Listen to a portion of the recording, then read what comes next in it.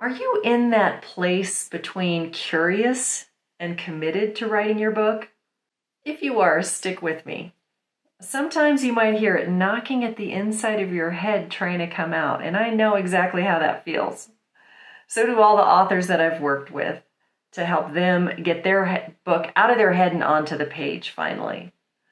I want to introduce you to one very special one. Her name is Dr. Sara Hart.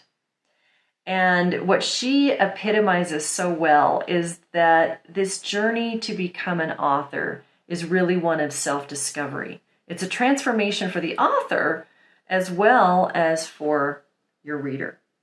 So Sara wrote her first book and it became very popular. She's been speaking about it all over the place. And so she was inspired to write another one. And now that book is growing so big that it's becoming a movement.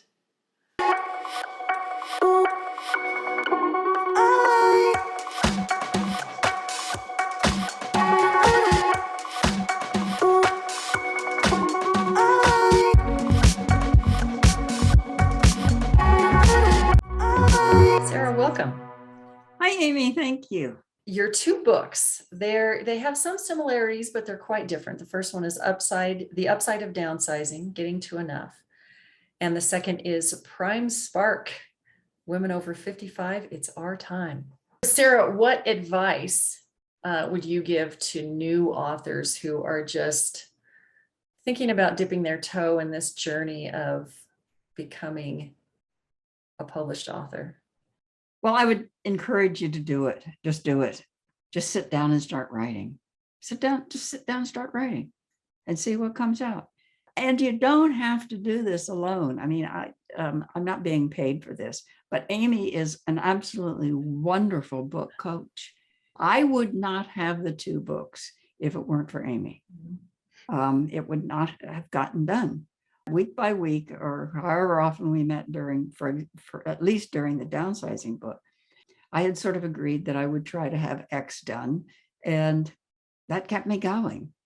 And if I hadn't had that, I don't know if I would have kept going. I would say two things. Just start writing and call Amy. I mean, I've gotten the most heartwarming emails from people I don't know. They're so grateful to me for having written the book because it was so helpful. Well, what is better than that? I mean, really, Right. There's nothing better than that. You mentioned you have shiny object syndrome, and I think so many of us do, where it's really fun and exciting to get started on a project.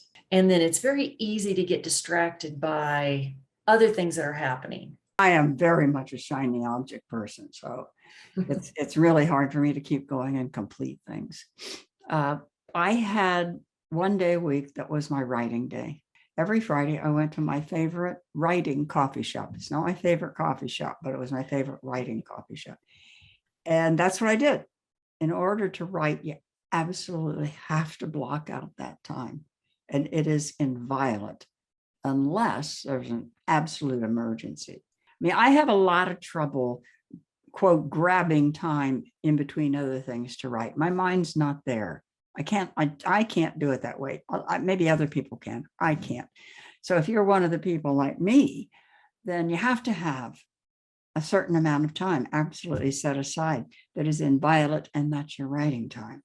The day the first box of books arrive and you open that and there is your book with your name on it, and maybe on the back cover, your picture, it is an incomparable feeling.